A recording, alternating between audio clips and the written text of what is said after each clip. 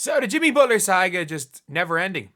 It is absolutely never ending. It just won't stop in the NBA. Like Jimmy Butler to wherever is just something that seems to be going on and on and on and on.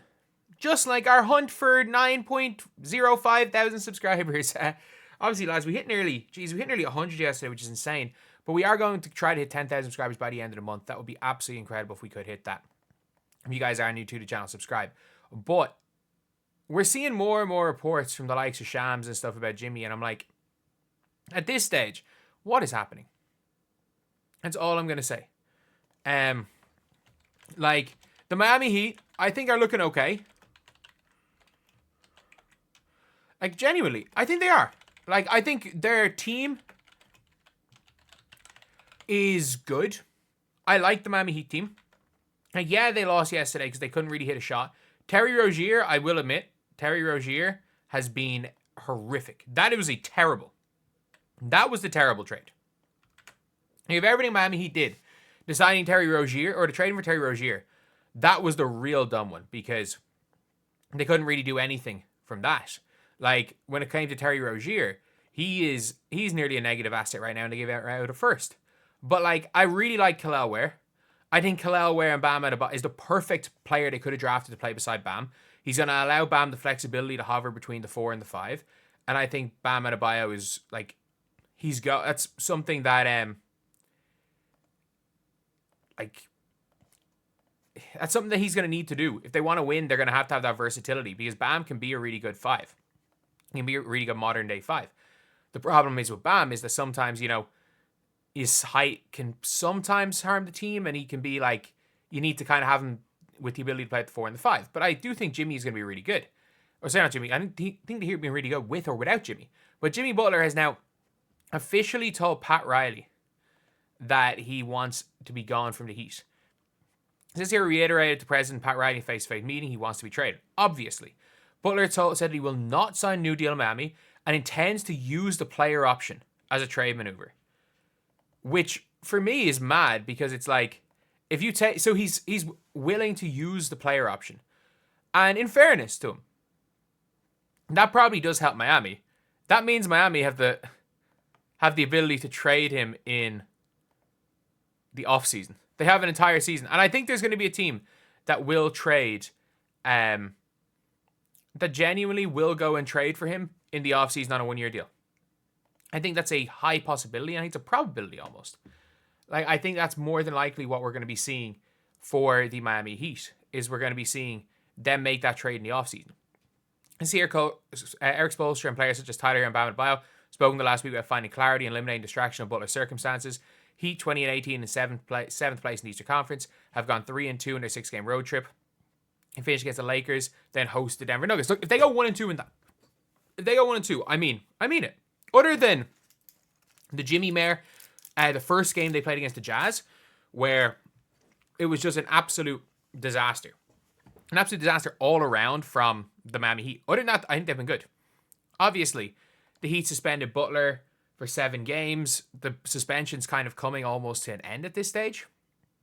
And obviously, the Miami Heat are not willing to take on a bad contract. But still, like Jimmy Butler saying, I'm going to opt in. Jimmy Butler has told Pat Riley in no uncertain terms, obviously a fake account, just trade me or square up. Knowing Jimmy, he probably could have done that. Pat Riley was sending him to the Jazz. The problem isn't sending him to the Jazz. I will say this,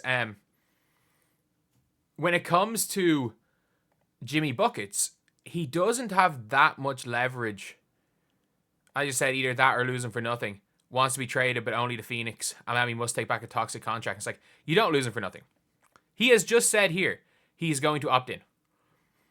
He intends to use the player option. So he's going to opt in. So unless he goes to Phoenix, if he is saying he's using his player option, that means that Miami don't have to do anything yet. A lot of people are like, Miami can, if they don't get rid of him now, they're going to lose him for nothing. No, Jimmy has just confirmed that he will be there during the summer. And if he keeps pulling the crap that he's pulling right now, Miami aren't even going to have to pay him. Like, Miami are literally going to be able to suspend him. So that's the reality of the situation, is that Miami have everything there. If Jimmy's pulling this crap, they can suspend him. Like, that's the reality of the situation. Like, that's the truth of it. That is the absolute truth of the situation, is that Jimmy Butler does not have doesn't have that much leverage in this situation, and he's kind of showing that he doesn't have much leverage. In fairness to him, I do think that signing that 1 year, $52 million player option means that it's like more than likely he's going to be traded, but it also means that it's not likely to be to the Phoenix Suns, because the Phoenix Suns are going to have to still get off Bradley Beal. And in fairness, it gives them time to get off Beal. I think Beal's a lot easier to get off in the offseason, because I know he has the 2 years left in his contract, but because obviously they're in the second apron, they can only trade one of the picks. I'm pretty sure in the offseason, maybe another pick kind of can materialize, even if they're in the second apron. I'm not entirely sure. But there's definitely going to be more flexible ways of doing it in the offseason to get off Bradley Beal if you are the Phoenix Suns. So that is one thing.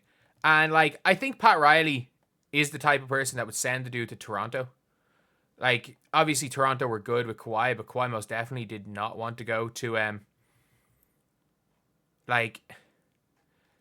most definitely did not want to go to Toronto. He wanted to go to LA, and Pop was just like, nope. You're going to get ready to learn Canadian, buddy. You're going to Toronto. But yeah, like, this is a saga that's just going to keep drawing on, and it looks even less likely. Like, the fact that Jimmy's going to sign that player option makes it, in my opinion, extremely less likely that